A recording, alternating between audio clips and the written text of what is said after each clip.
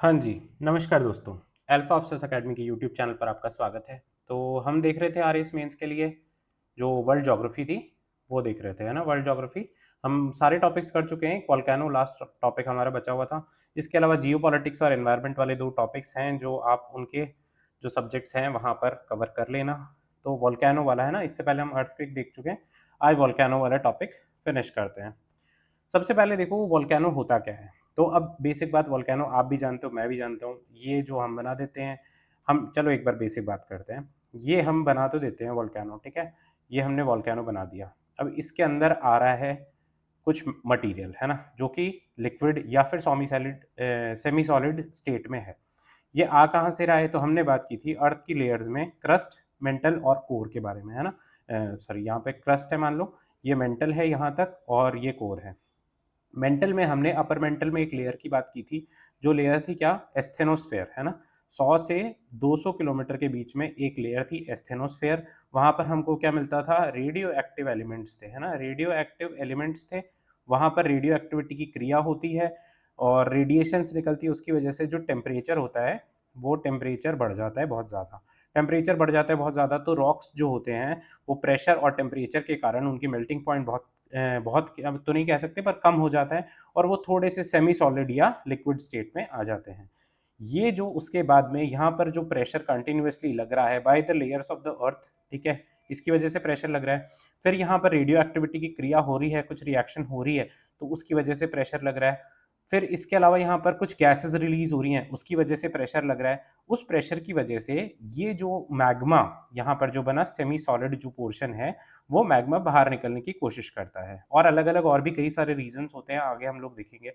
तो ये मैग्मा बाहर निकलने की कोशिश करता है तो ये जो सबसे वीक पॉइंट होता है अर्थ की सरफेस पे या क्रस्ट पे, वहाँ से ये बाहर निकलता है और बाहर निकल कर के और ये ब्लास्ट होकर के या बिना ब्लास्ट के अलग-अलग हम वोल्केनोज़ दिखेंगे। ये बाहर निकल के और कुछ लैंडफॉर्म्स बनाता है, कुछ माउंटेन्स बनाता है, कुछ प्लैट्यूज़ और कुछ प्लेन्स बनाता है। ये बेसिक वोल्केनो है ना? बेसिक मतलब बेसिक और एसिडिक और देखेंगे, ये बेसिक बातें हैं वोल्केनो के बारे में। तो अब देखो वोल्केनो क्या है? वोल्केनो इज़ अ वेंट और opening through which lava, gases, ash, dust, water vapor and fragmental materials, है ना, like पायरोक्लास्टिक डेब्री। अब ये नाम से घबराना नहीं है, जो भी उसमें से मटेरियल निकलता है उसको पायरोक्लास्टिक डेब्री बोल दिया। वोल्केनिक बॉम्ब, ये भी मतलब छोटे छोटे पत्थर जैसे टुकड़े निकलते हैं, etcetera erupt out from internal part of the अर्थ, ठीक है? वोल्केनिज्म या वोल्केनिसिटी क्या है? ये ब्रॉडर टर्म है which includes the process under which hot magma, है ना, जो अंदर सेमी सॉलिड पार्ट था, hot magma rises up into the crust and is erupted on the surface of the earth in the form of lava. ये हमने basic बातें समझ ली हैं।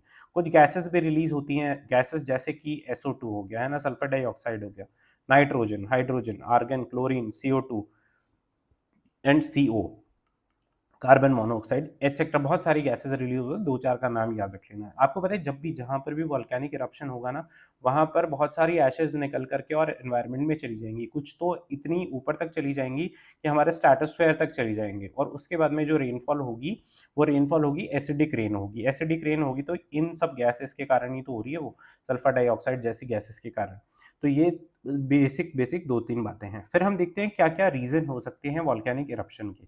अब देखो, चाहे वोल्केनिक इरप्शन हो, है ना, चाहे वोल्केनिक हो या फिर अर्थक्वेक हो, है ना, अर्थक्वेक हो, अर्थक्वेक हो, दोनों की रीजंस लगभग लगभग सेम ही है। दोनों में कुछ ना कुछ हलचल होती है तो अर्थ में शेकिंग होगी या फिर अर्थ में जो मटेरियल है वो बाहर आ जाएगा। तो टेक्टोनिक एक्टिविटीज, प्लेट की जो एक्टिविटीज है उसकी वजह से ये होगा। अर्थक्वेक आएगा तो वोल्केनो आ जाएगा और वोल्केनो फटेगा तो अर्थक्वेक आ जाएगा, ठीक है? तो ये बेसिक है ना, इसके बारे में है। डिक्रीज इन प्रेशर, अगर प्रेशर डिक्रीज होगा तो जो मेल्टिंग पॉइंट होगा, आप सोच करके देखो, जब प्रेशर डिक्रीज हो रहा है तो मेल्टिंग पॉइंट होगा वो उसमें बहुत ज़्यादा चेंजेस नहीं आएंगे, मेल्टिंग पॉइंट जो रॉक्स का होगा वो डिक्रीज हो जाएगा तो वो मेल्ट जल्दी हो जाएंगे। फिर आइसोस्टैटिक इम्बैलेंसेस, ये हम अर्थक्वेक वाले टॉपिक में बात कर चुके हैं, ज़्यादा डिटेल में यहाँ पर बात नहीं करेंगे। इक्विलिब्रियम मेंटेन करने के लिए कुछ इम्बैलेंसेस हैं, उनको बैलेंस आउट करने के लिए अर्थ अपना एडजस्टमेंट करेगी और उसकी वजह से वॉल्केनिक इरप्शन आएंगे। फिर formation of gases, increase in temperature of earth interior. तो ये बेसिक रीजंस हैं। अब देखो कुछ टाइप्स हैं लावा के, है ना? हमने क्या बोला, जो अंदर पड़ा हुआ है वो है सेमी सॉलिड पार्टिकल या सेमी सॉलिड वो पोर्शन है जिसको हमने मैग्मा नाम दिया है। अब ये जो मैग्मा है ये बाहर आ गया, तो इसको हमने बोल दिया लावा। अब लावा 2 प्रकार का है।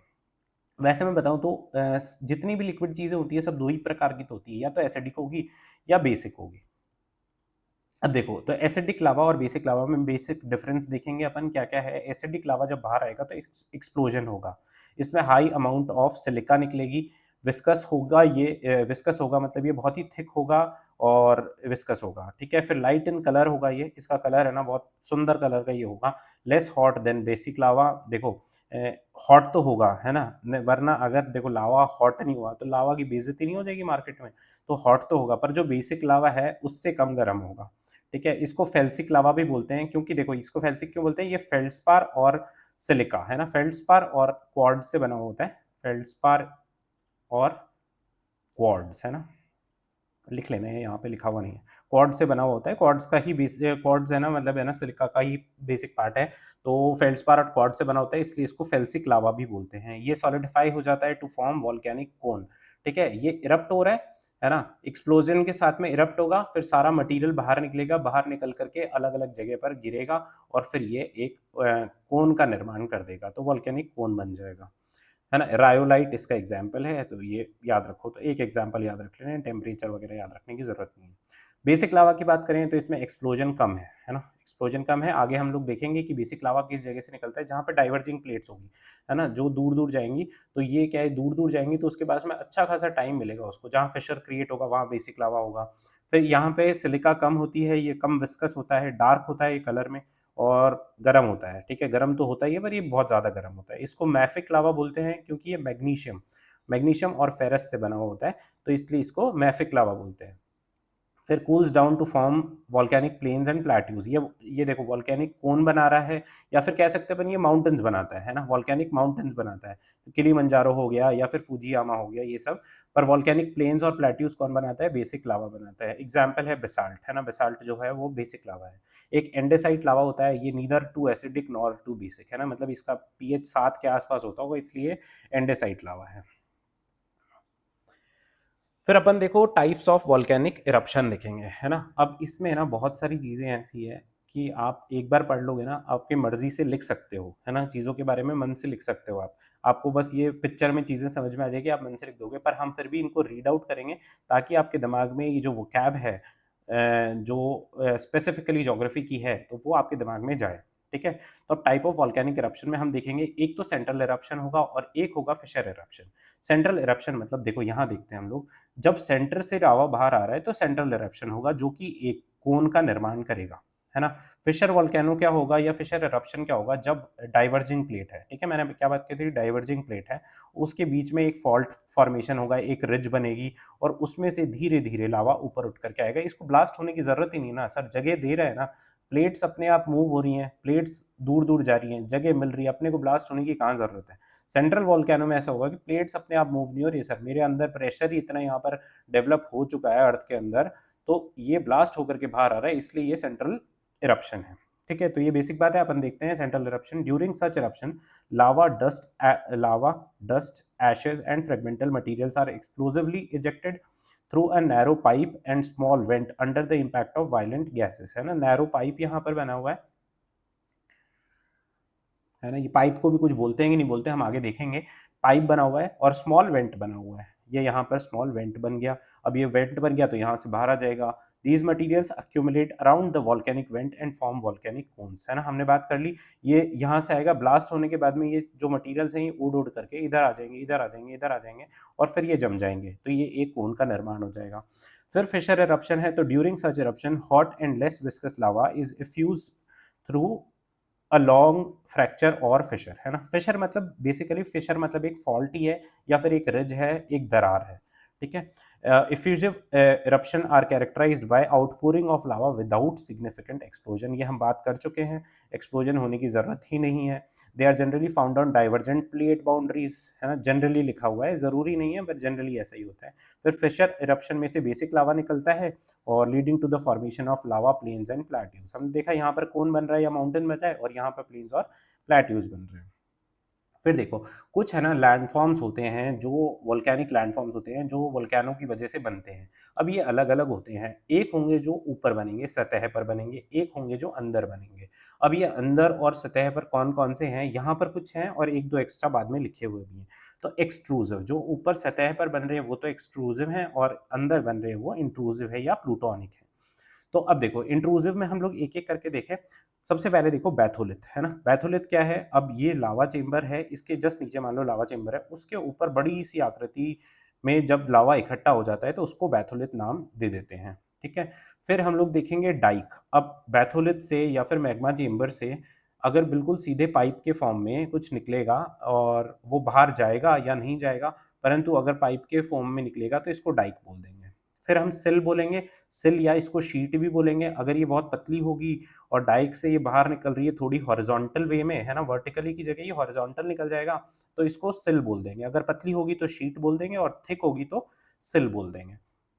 फिर इसके बाद में एक लैकोलिथ यहाँ पे लिखा हुआ है, एक लैपोलिथ भी होता है, ठीक है? लैकोलिथ देखो कैसा होगा, गोभी के शेप का होगा, है ना? ये यहाँ से निकला, ये बैथोलिथ स्ट्रक्चर है, बैथोलिथ से निकल करके डाइक बनाएगा, डाइक बना करके लास्ट में इसको पूरी निकलने की जगह नहीं मिलेगी, तो ये ऐसा-ऐसा करके गोभी जैसा एक स्ट्रक्चर बना देगा, जिसको लैकोलिथ बोला है। फिर एक और स्ट्रक्चर ऐसा होता है, मान लो यहाँ पर है, तो यहाँ से निकलेगा ये डाइक बनाएगा, डाइक बना करके ये यहाँ निकला और ये जमा हो जाएगा इन the form of a saucer, है ना? सॉसर होते हैं, चाय ठंडी करने के लिए अपन यूज़ करते हैं। फिर देखो लैकोलिथ और वो लैपोलिथ मैंने आपको बता ही दिया कि सॉसर के फॉर्म में होगा, जैसे चाय ठंडी करने वाला सॉसर होता है, कॉनकेव शेप भी इसको बोल सकते हैं, फिर ये होगा। फिर एक है ना फैकोलिथ होता है, फैकोलिथ भी यहाँ पर लिखा हुआ है नहीं, फैकोलिथ देख लेते हैं। फैकोलिथ होता है वो शेप बनेगा उसमें वेव जैसा, है ना? यहाँ से मान लो ये लावा निकल रहा है पाइप से या डाइक से और यहाँ पर कुछ स्पेस इसको मिल गया तो ये ऐसे जाएगा और ये फिर है ना वेव के शेप में एंटीक्लाइन और सिंक्लाइन के शेप में डिपॉज़िट हो जाएगा और इसको है ना फैकोलिथ बोलेंगे। तो ये बेसिक-बेसिक चीज़ें हैं, हम लोग एक-एक करके इसको देखेंगे। हमने देखो बेसिक समझने वाली चीज़ देख ली है, अब हम लोग देखेंगे क्या यहाँ पर लिखा हुआ है। इंट्रूसिव लैंडफ़ॉर्म्स है, such landforms are formed in the internal part of the earth by solidification of magma, ठीक है? Batholith हो गया, है ना? Huge lump of magma deposited on the top of magma chamber. It is dome shape का होगा, ये landform है, considered a part of magma chamber. फिर लैकोलिथ है, तो लैकोलिथ क्या होगा? हमने देखा गोभी के शेप का, है ना? Form of dome shaped landform with a flat base, then it is called a laccolith, है ना? इसको आप गोभी का शेप कह लो या ये ऊपर जा करके एक डोम बनेगा, है ना? ऊपर जाके डोम बनेगा। फिर connected with magma chamber through a pipe like conduit, जिसको हमने नाम लिया डाइक बोल दो इसको या फिर पाइप ही बोल दो। फिर लोपोलिथ है तो ये सॉसर के फॉर्म में है और कनेक्टेड ये भी डाइक से कनेक्टेड होता है या फिर पाइप से कनेक्टेड होता है। फिर फाकोलिथ हमने देखा जो कि कैसे है, वेव्स है ना? When the rising magma spreads horizontally and gets deposited on the top of anticline and base of syncline, है ना? एंटीक्लाइन और सिंक्लाइन, ये सिंक्लाइन की स्पेलिंग सही कर लेना, सिंक्लाइन है ये। देन वेवी लैंडफॉर्म जो होगी उसको फैकुलिथ बोलेंगे। फिर सिल और शीट की हमने बात की, है ना? पतली होगी तो शीट होगी और मोटी होगी तो सिल होगी। When the rising magma spreads horizontally in the form of thin layer तो शीट, और अगर थिक लेयर होगी तो सिल हो जाएगी। फिर डाइक की हमने बात की, डाइक की स्पेलिंग भी DIKE है, Dyke. When magma gets deposited vertically above the magma chamber in the form of a wall-like structure, ठीक है? पाइप-like structure कह लो या wall-like structure कह लो। ये कुछ इंट्रूसिव लैंडफॉर्म्स है। अब बात करते हैं हम एक्सट्रूसिव लैंडफॉर्म्स की, है ना? ऊपर जो सतह पर बन रहे हैं वो कौन-कौन से लैंडफॉर्म्स हैं। तो ये देखो एग्जाम इसमें देख लेते हैं अपन। एक सिंडर कोन बनेगा, एक कंपोजिट वोल्केनो है। लावा मेसा, मतलब हमने मेसा देखा था, मेसा का जो प्लेट्यू होता है वो, तो लावा से जो मेसा प्लेट्यू बनेगा वो। लावा से प्लेट्यू भी बनेगा। ऐश कोन विद वोल्केनिक डोम, ये एक ऐसा कोन भी बनेगा। फिर कुछ स्टीप माउंटेन्स टाइप भी बनेंगे, कैल्डेरा बनेगा, cinder cone on the floor, ash flow, ठीक है? ये सारे इसके, ये अपन ने देख लिया इंट्रूसिव तो, है ना? एक है ना पैरासिटिक कोन बनेगा, तो एक-एक करके ये देखते हैं। सबसे पहले सेंडर कोन। सेंडर कोन क्या होगा? स्टीप कॉनिकल हिल होगा, है ना? ये जैसे ये बेसिक है, थोड़ा-सा ये स्टीप होगा सेंडर कोन। अल जरूला इसका एग्जांपल है, अल जोरुलो मेक्सिको में है ना? यहाँ पे loose pyroclastic fragments like ashes होंगे, low in elevation and are also called ash cone भी इसको बोलेंगे, एलिवेशन इसका कम होगा। फिर शील्ड कोन या बेसिक कोन क्या होगा? वो बेसिक लावा से बना है। अब बेसिक लावा हमने क्या बात की? बेसिक लावा से सर जो स्लोप होंगे वो हाइट है ना बहुत ज़्यादा नहीं होगी। उसमें हाइट बनेगी भी कि नहीं बनेगी, हमने बोला प्लेन और प्लैट्यूज़ बन रहे हैं, तो हाइट बहुत ज़्यादा होने के कोई चांसेस नहीं है। तो ये ले बहुत कम विस्कस है and such fluid lava spreads over huge region due to which low height and gentle slope cone are formed, है ना। कोन मान लो आप थोड़ा बहुत कोन बन तो जाएगा, परंतु है ना बहुत कम हाइट का होगा, है ना, बहुत कम हाइट का होगा, और उससे क्या है, बेसिक लावा निकल रहा है यहाँ से, है ना, बेसिक बात इतनी सी है। टॉलेस्ट माउंटेन देखो दुनिया में है मोना के हवाई में है, डॉर्मेंट वॉल्केनो है, और ये 10,000 मीटर का है। अब वो आपको पता है 8,848 जो आप और मैं पढ़ते हैं माउंट एवरेस्ट, तो उससे भी ये बड़ा है, पर ये मोस्टली इसका जो पार्ट है वो अंडर वाटर है। फिर एसिडिक कौन बनेगा, एसिडिक आपको पता है एसिडिक है तो ब्लास्ट के साथ में बाहर आएगा, तो formed by acidic lava that has high amount of silica, is thick and viscous. Such lava gets deposited as soon as it comes out and it does not spreads much, है ना। ये blast के साथ में बाहर आ रहा है, पर ये डिपॉजिट यहीं हो जा रहा है ना, यहाँ पर ये डिपॉजिट हो जा रहा है। दूर दूर इसके छोटे छोटे पायरोक्लास्टिक जो पार्टिकल्स हैं वो दूर दूर जा रहे हैं, पर बेसिक जो लावा है ना यहीं पर आकर के जमा हो जा रहा है, और ये माउंटेन शेप का कोन बना रहा है। सच लावा फॉर्म्स हाई स्टीप स्लोप्ड कोन कॉल्ड एसिडिक कोन, है ना। स्ट्रोम्बोली इटली में है ये, अगर आपको पता हो तो, है ना, बहुत ज़्यादा इसको लाइट हाउस ऑफ मेडिटेरेनियन बोलते हैं, है ना। सिसिली करके एक जगह है, वहाँ पर है ये, सिसिली इटली में। फिर कंपोजिट कोन की बात करें तो form by layer deposition of alternate layers of lava and fragmental materials, और इसमें भी क्या होगा, ह्यूज और हाई कोन्स बनेंगे। स्ट्रेटो कोन भी इसको बोलते हैं, hood and Rainier north America में इसका एग्जाम्पल है। कंपोजिट कोन, यहाँ पर कंपोजिट वॉल्केनो देखे हमने, तो ये भी अच्छा खासा बड़ा होगा। फिर पैरासिटिक कोन, तो पैरासिटिक कोन कैसे बनेगा, जैसे फॉर एग्जाम्पल मान लो कि ये एक हमने देखा, ये एक वोल्केनो है, ये यहाँ पर है ना, इसमें जिस वेंट से बाहर आ रहा था लावा, वो वेंट है ना उसमें प्लग लग गया है या फिर वो बंद हो गया है, परंतु इसको है ना थोड़ी जगह इधर से मिल रही है, तो ये इधर से निकलने लग जाएगा लावा, है ना, मैग्मा। मैग्मा इधर से निकलने लग जाएगा, अब इधर से निकलेगा तो यहाँ से इसके थोड़े थोड़े पार्टिकल्स बाहर आएंगे, बाहर आएंगे, बाहर आएंगे, बाहर आएंगे, और ये यहाँ पर एक कोन का निर्माण कर देगा, छोटा कोन यहाँ पर बन जाएगा, तो ये है ना पैरासिटिक कोन कहलाएगा, है ना। एक ही जो वोल्केनो था उसके ऊपर ये दूसरा कोन बन गया है। तो sometimes the pipe of the main cone breaks due to which high pressure of gases और lava and a sub pipe emerges out from there which later forms another cone on the slope of the main cone, है ना, slope है ये main कोन का, और उसके ऊपर ये दूसरा बन गया। शास्तीना यूएसए में इसका एग्जाम्पल है। फिर क्रेटर की बात करें तो देखो दो टर्म्स है, क्रेटर और कैल्डेरा। क्रेटर आप हमेशा से समझते हो, क्रेटर जो लेक्स बनती हैं तो वो किस शेप की होती हैं, तो भाई हमेशा से हम लोग बात कर रहे हैं कि जब एक वोल्केनो है उसमें अगर एक ये है ना तश्तरी, मतलब एक प्लेट के शेप में या सॉसर के शेप में ये जो स्पेस अवेलेबल होगा इसको क्रेटर कहेंगे, है ना। इसी जगह पर अगर मान लो ये बहुत बड़ा है, बहुत बड़ा है और बहुत ही अच्छा खासा विस्फोट होता है, तो विस्फोट होता है तो ये जो यहाँ पर इसकी जो बाउंड्री है ना ये टूट करके अंदर चली जाती है, ये टूट करके अंदर चली जाती है, और फिर ये और भी बड़ा हो जाता है, तो उसको कह देंगे, इसको तो कह देंगे क्रेटर और इसको कह देंगे कैल्डेरा। अब जैसे क्रेटर लेक आपको पता है राजस्थान में माउंट आबू में जो नक्की लेक है वो क्रेटर लेक का एग्जाम्पल माना जाता है, और कैल्डेरा है तो कैल्डेरा लेक्स भी होती हैं, टोबा लेक है इंडोनेशिया में वो कैल्डेरा लेक है। तो ये क्रेटर और कैल्डेरा हो गया। फिर ये भी देखो अपन देख लेते हैं, फिर एक साथ ही रीड आउट करेंगे। प्लग, है ना। अब प्लग क्या होता है कि अब ये अपन ने देखा वोल्केनो है, और ये अपन ने देखा ये पाइप से मैग्मा बाहर आ रहा है ना, और लावा बन रहा है, लावा बन रही है। ये पाइप में अगर कुछ चीज़ अटक जाए या फिर ये जो मैग्मा है ये मान लो यहाँ पर ही सॉलिडिफाई हो गया, तो इसको प्लग कह देंगे। प्लग मतलब वो वोल्केनो बंद कर दिया आप, ठीक है। तो ये अपन तीनों चीज़ें इसको भी रीड आउट कर देंगे। क्रेटर, सबसे पहले देखो क्रेटर क्या है, it is a funnel shaped depression generally found on the volcanic cones when volcanic eruption stops occurring then these depressions, है ना, then such depression is filled with rain water forming a crater lake। फिर अ caldera, caldera क्या है, large depression found when volcano erupts explosively and the vent collapses on itself। मैंने बताया explosion होगा तो आसपास का जो वो होगा ना वो जो बाउंड्री होगी वो खुद पे ही कोलैप्स हो जाएगी, और इसमें रेन वाटर भरेगा तो ये कैल्डेरा लेक हो जाएगी। टोबा लेक इंडोनेशिया में ऐसी लेक है। फिर प्लग देखें तो when lava gets deposited in the pipe then plug is found, it becomes visible when volcanic cone gets eroded, है ना। जैसे जैसे ये अगर मान लो यहाँ पर इरोजन होगा, है ना, अब वोल्केनो फट तो रहा नहीं है, बाहर तो कुछ मटेरियल आ नहीं रहा है, धीरे धीरे यहाँ पे इरोजन होगा तो ऐसा एक पाइप है ना आपको दिखाई देगा, क्योंकि यहाँ पर प्लग हो चुका था ये। फिर वोल्केनिक माउंटेन्स हैं तो एसिडिक लावा से बने हुए हैं, हमने देखा हाई वोल्केनिक माउंटेन्स है, फ्यूजियामा, किलिमंजारो, ये सब। वोल्केनिक प्लेट्यूज और प्लेन्स हैं, ये आपको पता है बेसिक लावा से बनेंगे। बेसिक लावा फिशर से बाहर आता है और ऐसे प्लेट्यूज का और प्लेन्स का निर्माण करता है, जैसे कि डेक्कन प्लेट्यू हो गया। गीजर, अब गीजर क्या होते हैं, वहाँ से देखो वाटर वेपर और जो कुछ गैसेस बाहर आती हैं, तो वो when hot water and water vapour comes out of volcanic region, तो वहाँ पे जो एरिया उसको गीजर बोल देते हैं। एक एग्जाम्पल इसमें ओल्ड फेथफुल गीजर है, येलोस्टोन नेशनल पार्क यूएसए में, है ना। ये बहुत इंटरेस्टिंग यहाँ पर फीचर है। ओल्ड फेथफुल गीजर में मतलब इसको ऐसे बोलते हैं कि बहुत पुराने समय से बहुत ही फेथफुली ये लगभग 40 से इन एवरी 40 टू 90 मिनट्स, है ना, 40 टू 90 मिनट्स यहाँ से हॉट वाटर और वाटर वेपर्स बाहर आते हैं, तो इसलिए इसको फेथफुल कहते हैं, है ना। बहुत पुराना है इसलिए ओल्ड कहते हैं। गीजर क्योंकि ये फीचर है इसमें, इसलिए गीजर कहते हैं। और ये लगभग है ना मतलब 100-150 फीट तक इसका पानी जाता है। वह घूमने लायक जगह है, मतलब ऐसी बात है, पर है यूएसए में, तो अपन तो अभी आसपास जाना नहीं है अपने को, तो अपना तो मेंस है।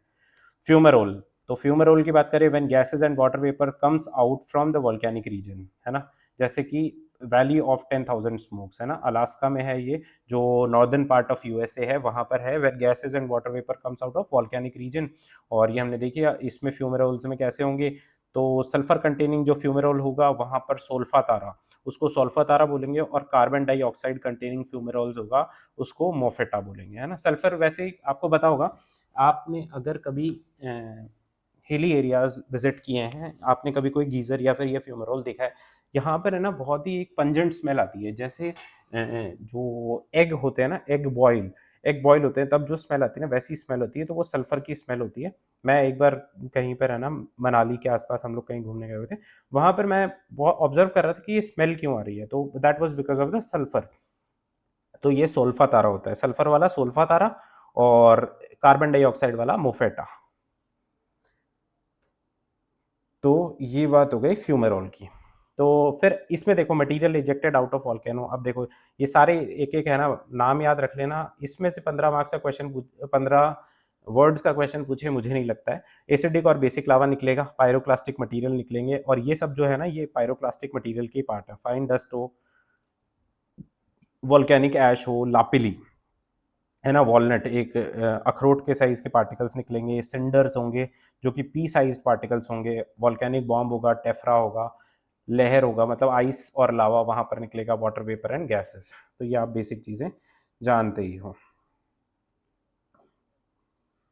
फिर अपन देखते हैं, चलो ज़्यादा नहीं बचा हुआ है ये, फिनिश करते हैं। टाइप्स ऑफ वॉल्केनोज देखें तो 3 बेसिक इसके डिवीजन है, लैंडफॉर्म के बेस पे, फ्रीक्वेंसी के बेस पे, और इरप्शन के बेस पे। इरप्शन के बेस पे हम लोग पढ़ चुके हैं, फिशर इरप्शन और सेंट्रल इरप्शन, है ना। अब लैंडफॉर्म के बेस पे देखते हैं। सबसे पहले शील्ड वॉल्केनो हो सकता है, कंपोजिट, कैल्डेरा, और फ्लड बेसाल्ट वॉल्केनो हो सकता है, मिड अटलांटिक रिज हो सकती है। अब शील्ड क्या है, शील्ड, कंपोजिट, कैल्डेरा हमने देख ही लिया, कंपोजिट हमने देख लिया, शील्ड है ना एसिडिक लावा उसमें से निकलेगा, तो वो उस टाइप का जो होगा वो शील्ड वॉल्केनो बन जाएगा ना। यहाँ पर हम लोग आगे देख लेंगे, सॉरी बेसिक लावा इसमें से निकलेगा, तो वो ये शील्ड बन जाएगा। फिर फ्लड बेसाल्ट प्रोविंस है ना, इसमें से धीरे धीरे बेसिक लावा निकलेगा। मिड अटलांटिक रिज वोल्केनो होगा, तो अटलांटिक रिज अपन ने देखा था जब अपन ने वो देखा था जो मेडिटेरेनियन सी के अपने वेस्टर्न पोर्शन में, और जो north America and south America के ईस्टर्न पोर्शन में, जो बीच में अटलांटिक ओशन है, वहाँ पर एक रिज बन रही थी, तो वो वॉल्केनिक रीजन है। तो ये लैंडफॉर्म बेस्ड हो गया। फिर फ्रीक्वेंसी के बेस पे देखें तो एक्टिव, जो हमेशा चलता रहता है भाई, आते रहते हैं, उसमें वॉल्केनिक करप्शन होते रहते हैं। डोरमेंट है, उसमें अभी तो नहीं हो रहा है, बाद में हो जाएगा, थोड़े टाइम बाद हो जाएगा। डेड है या फिर एक्सटिंक्ट वॉल्केनो है, तो ये बिल्कुल बंद हो चुके हैं, ये अब नहीं हो रहे हैं इरप्ट।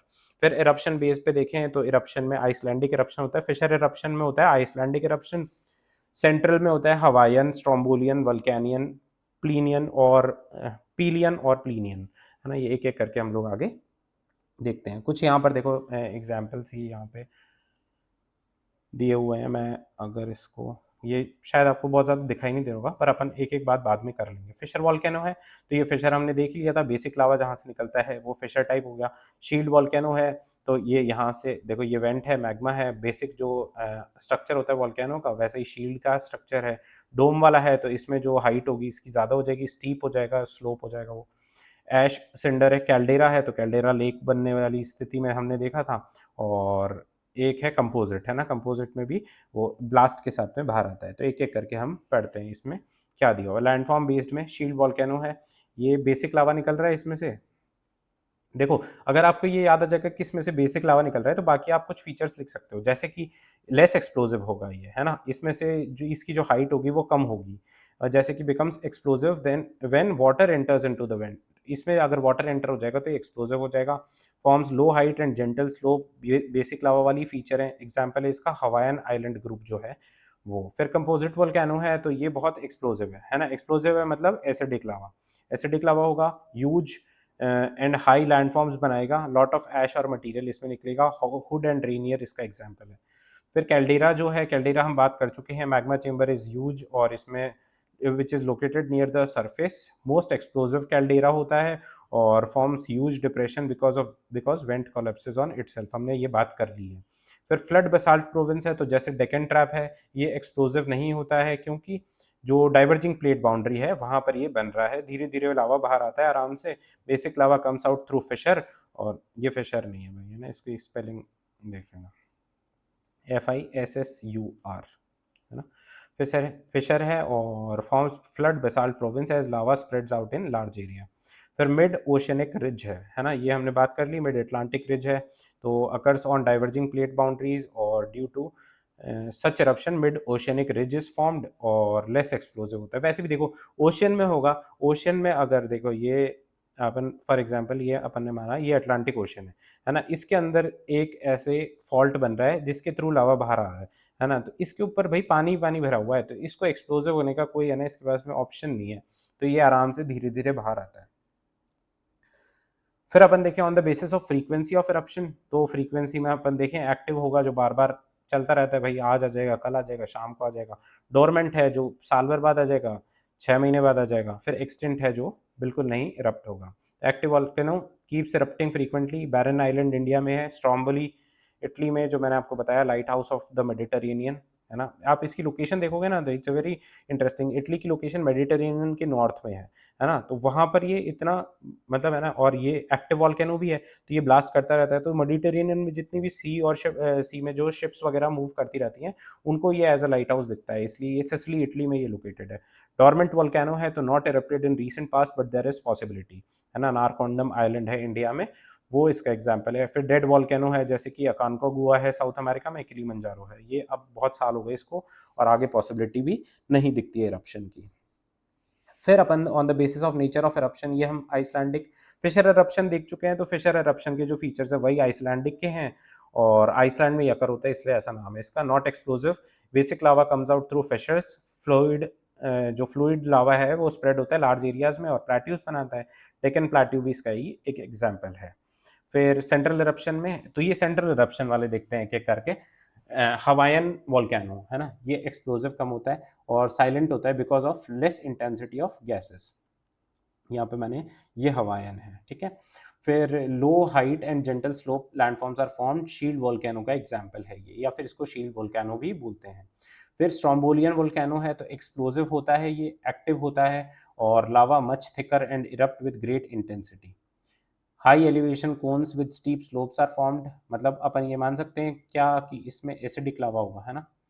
फिर ये स्ट्रोम्बोली वोल्केनो है, वहाँ पर ये अकर होता है इसलिए इसका नाम है। फिर वल्केनियन है तो वल्केनो एक जगह है इटली में, उसके नाम पर ये है। एक्सप्लोसिव होता है due to high intensity of gases during such eruption, ash laden gases rise up in the form of black cloud and take, ये कॉलीफ्लावर का शेप ये ले लेता है, तो ये भी एक वल्केनियन है क्या, हाँ ये रहा वल्केनियन। तो ये बहुत ऊपर तक इसके एशेस और ये जाते हैं, तो ये भी एक गोभी का ये एक डोम का शेप ले लेता है।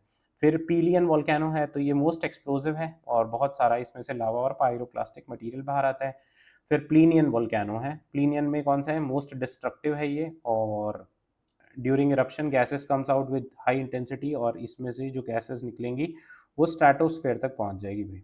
तो ये बेसिक बेसिक चीज़ें हैं, आपको जितना मैं कोशिश करता उतना मैं समझा पाया हूँ शायद।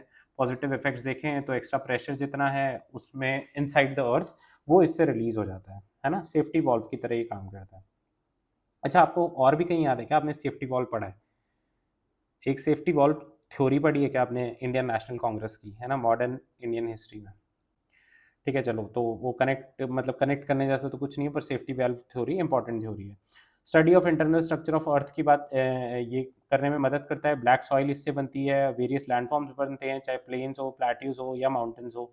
मेजर सोर्सेज ऑफ मिनरल्स है और major sources of geothermal energy है।